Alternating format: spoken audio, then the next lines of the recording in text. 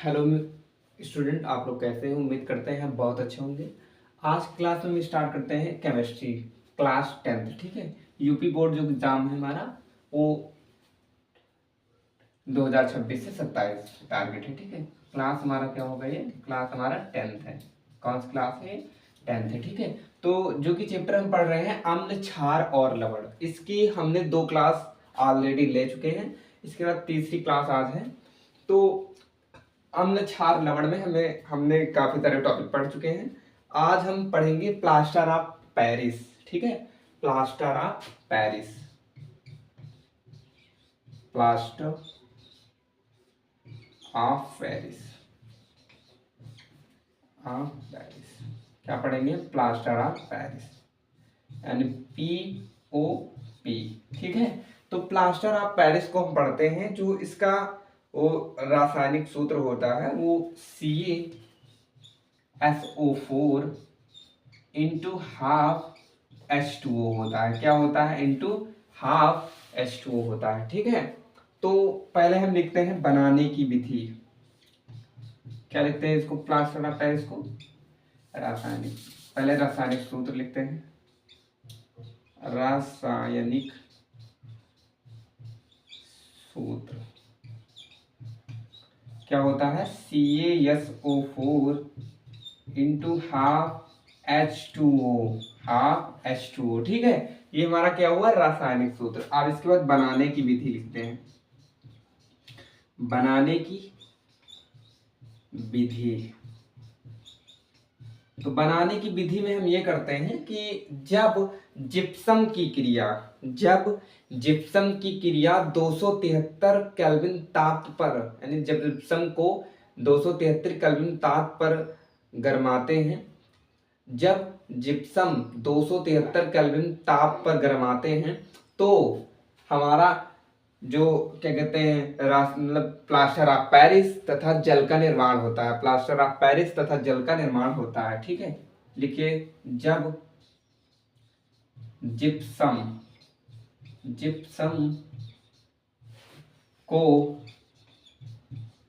273 kelvin ताप पर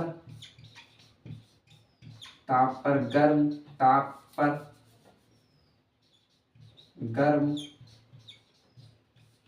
किया जाता है,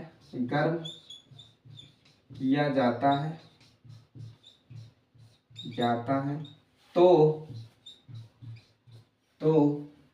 प्लास्टर ऑफ पेरिस यानी POP तथा जल का, किसका निर्माण होता है? जल का निर्माण, किसका निर्माण होता है? जल का निर्माण होता है। आई बात समझ में कि मतलब जब, यानी अब इसके बाद जिप्सम का सूत्र क्या होता है ये समझते हैं पहले।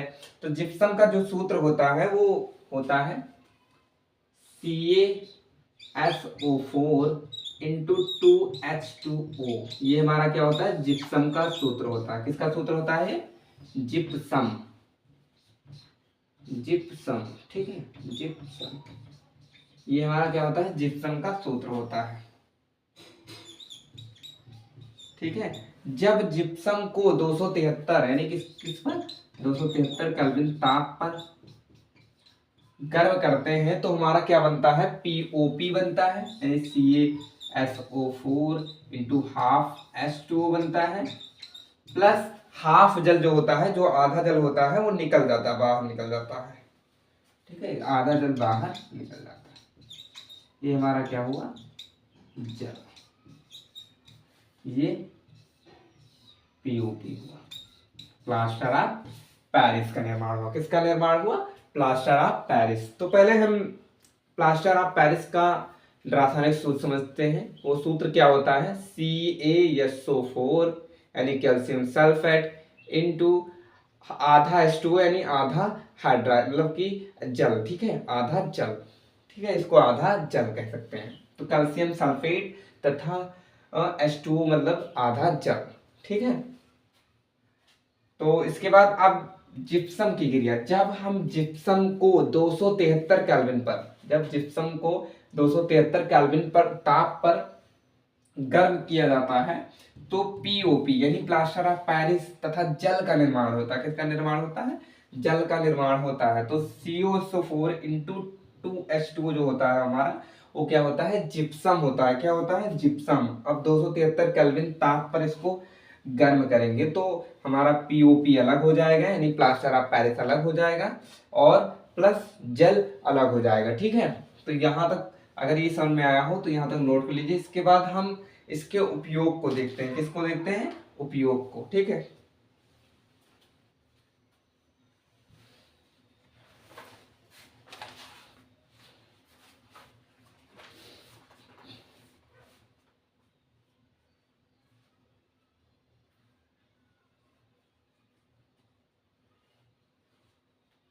हो गया यहाँ तक?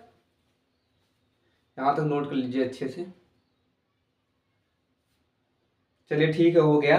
तो अब इसके उपयोग के बारे में पढ़ते हैं। किसके उपयोग के बारे में? प्लास्टर ऑफ पेरिस के बनाने की विधि के बाद आप लोग उपयोग डालिए। क्या डालिए? उपयोग। उपयोग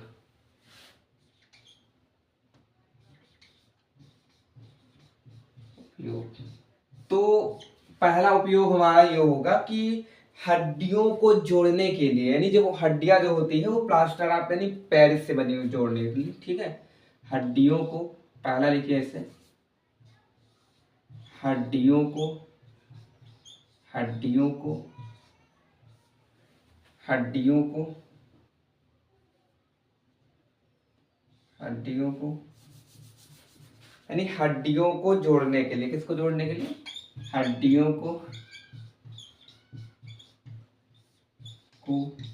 जोड़ने के लिए। किसको जोड़ने के लिए? हड्डियों को जोड़ने के लिए प्लास्टर ऑफ पेरिस का प्रयोग करते हैं। दूसरा जो हमारा प्रयोग होगा वो क्या होगा कि मूर्तियां बनाने में। क्या बनाने में? मूर्तियों को बनाने में प्लास्टर ऑफ पेरिस। मूर्तियों को बनाने में ठीक है, प्लास्टर ऑफ पेरिस का प्रयोग करते हैं। तीसरा जो हमारा होगा वो चाक को बनाने में, चाक कारखानों में। इसके बाद जो हमारा यानी चौथा उपयोग होगा वो क्या होगा? कागज कारखानों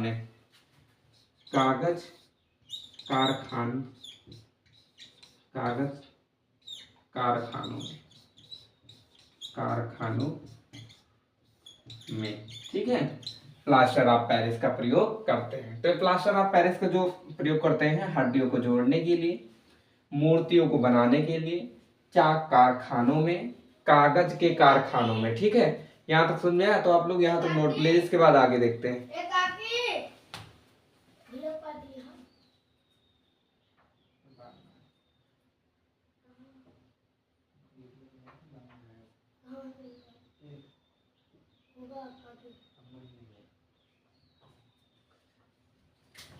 हो गया यहां तक?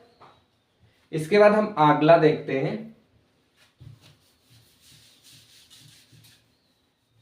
प्लास्टर ऑफ पेरिस हो गया ना। इसके बाद हम देखते हैं विरंजक चूड़ देखते हैं। क्या देखते हैं? अगला टॉपिक हमारा दिया गया है विरंजक चूड़ यानी ब्लीचिंग पाउडर। क्या देखते हैं?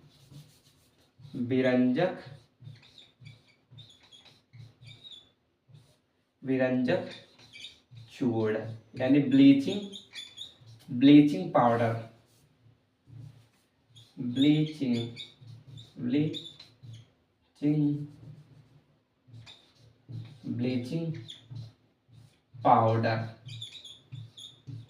ब्लीचिंग पाउडर यानी जो इसका रासायनिक सूत्र होता है वो हमारा क्या होता है? CaOCl2। CO रासायनिक सूत्र।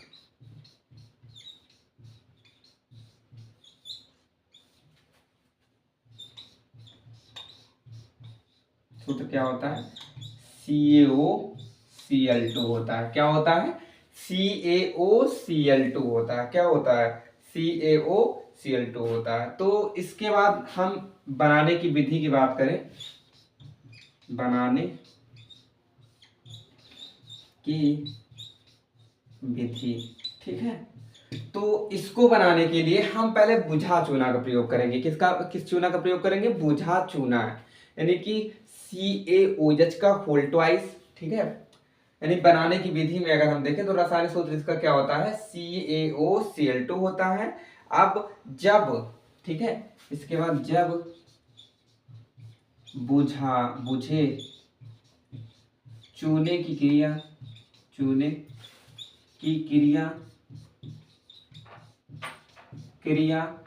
क्लोरीन गैस से कराते हैं, क्लोरीन गैस से कराते हैं, क्लोरीन गैस से कराते हैं, तब विरंजक चूड़ या ब्लीचिंग पाउडर का निर्माण होता है। किसका निर्माण होता है? ब्लीचिंग पाउडर तथा जल का निर्माण होता है। ब्लीचिंग, विरंजक चूड़ या ब्लीचिंग पाउडर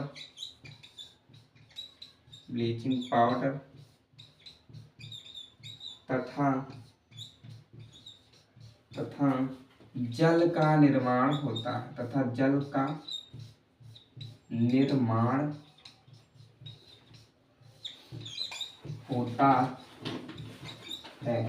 यहां तक आई बात समझ में? तो हम अब बुझे चूने की क्रिया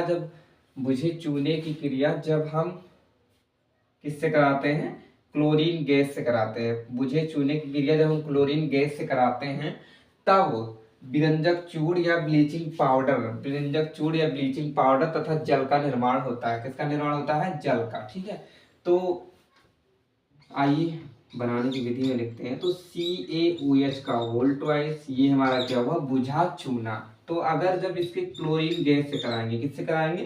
क्लोरीन गैस से क्रिया कराएंगे, तो हमारा जो प्राप्त होगा वो CaCl2 प्राप्त होगा प्लस H2O।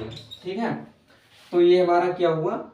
बुझा, अरे कैल्शियम हाइड्रोक्साइड है। ठीक है, बुझा चूना, ये हमारा क्या है? बुझा चूना। ये हमारा क्या है? क्लोरीन गैस है। क्या है? Chlorine gas. ये हमारा क्या है? यानी विरंजक चूड़ है। ये जल है, जल। ठीक है, आई बात समझ में? कि यानी कहने का मतलब है रासायनिक सूत्र पता होना चाहिए।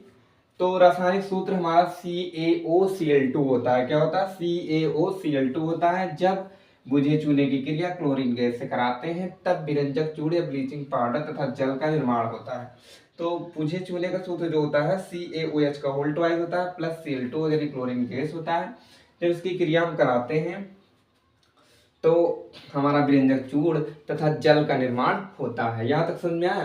तो यहाँ तक समझ में आ गया तो यहाँ तक नोट कर लीजिए। इसके बाद इसके उपयोग के बारे में हम पढ़ते हैं। ठीक है, यहाँ तक नोट कर लीजिए आप लोग।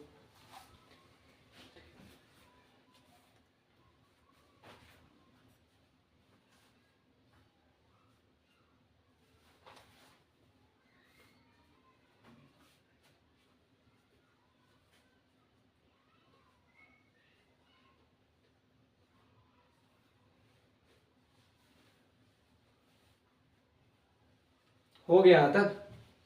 चलिए ठीक है, इसके उपयोग के बारे में पढ़ते हैं। किसके बारे में पढ़ते हैं? उपयोग के बारे में।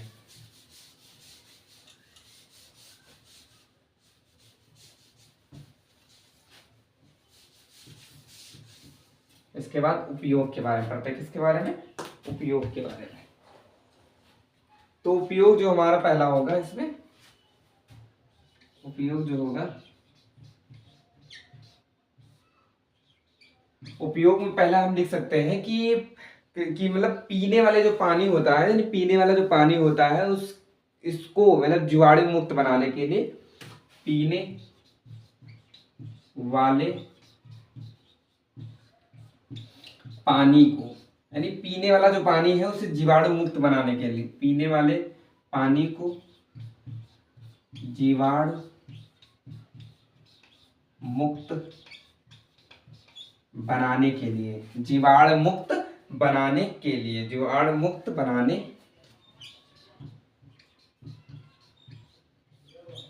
के लिए, ठीक है, जीवाणु मुक्त बनाने के लिए। पहला उपयोग ये हो गया।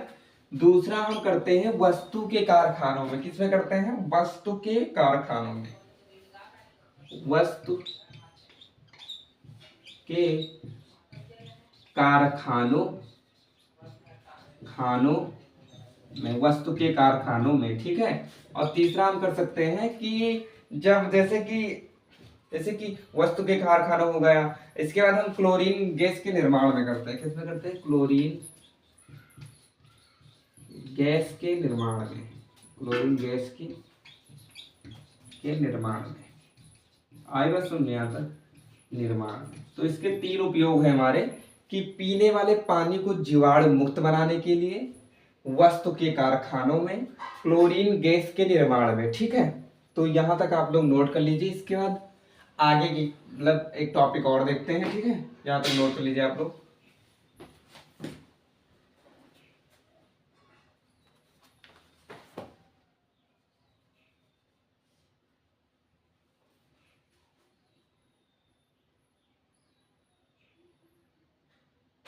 हो गया यहां तक? चलिए ठीक है। इसके बाद हम आगे देखते हैं बेकिंग सोडा। इसके बाद देखते हैं, किसको देखते हैं? बेकिंग सोडा, ठीक है। यहां तक हो गया ना। इसके बाद देखते हैं baking soda.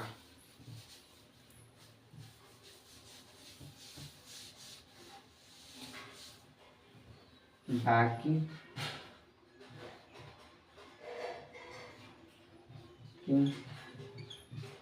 Soda, baking soda यानी कि जो धोने वाला सोडा, क्या नहीं, मतलब खाने वाला सोडा। कैसे सोडा होता है? खाने वाला सोडा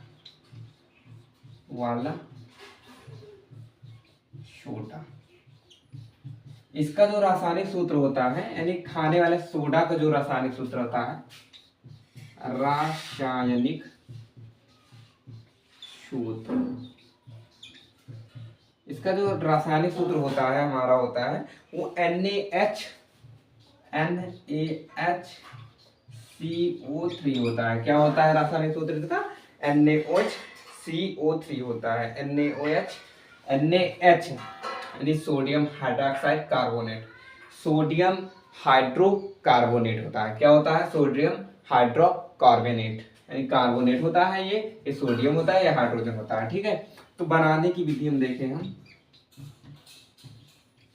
बनाने की विधि में, ठीक है।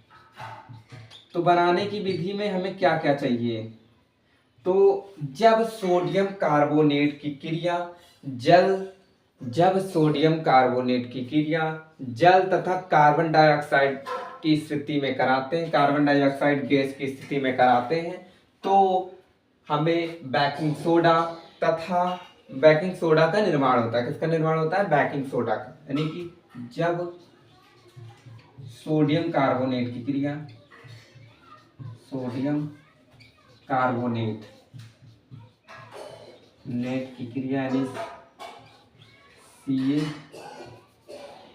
Na2CO3 की क्रिया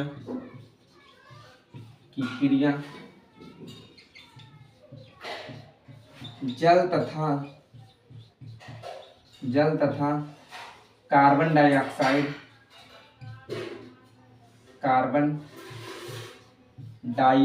से कराते हैं। ऑक्साइड यानी CO2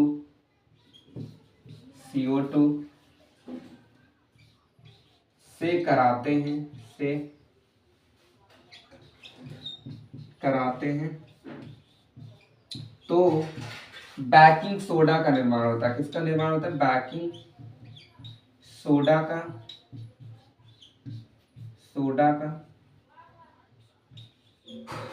निर्माण होता। किसका निर्माण होता है? बेकिंग सोडा का निर्माण होता है। तो आइए देखते हैं कि सोडियम कार्बोनेट यानी कि जब इसकी क्रिया जल तथा यानी H2O तथा कार्बन डाइऑक्साइड की कराएंगे तो खाने वाला सोडा यानी कि खाने वाला सोडा प्राप्त होगा, ठीक है। तो एग्जांपल में लिखे आप लोग Na2CO3 plus H2O plus CO2 से कराते हैं तो हमें क्या मिलता है, NaHCO3 प्राप्त होता है। ठीक है, तो ये हमारा क्या हुआ, सोडियम कार्बोनेट हुआ है हमारा, सोडियम कार्बोनेट। ठीक है, सोडियम कार्बोनेट, ये हमारा क्या हुआ, जल हुआ। ये क्या हुआ, कार्बन डाइऑक्साइड हुआ, कार्बन डाइऑक्साइड, डाइऑक्साइड। ठीक है, ये हमारा क्या हुआ, खाने वाला सोडा, खाने वाला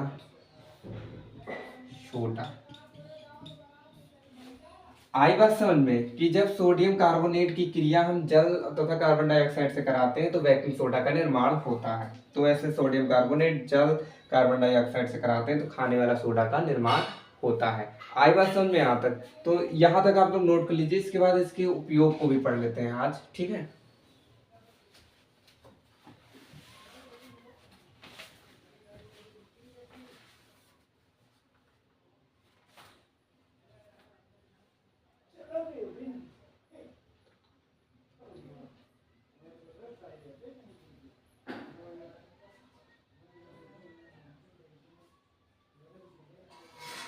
हो गया यहाँ तक।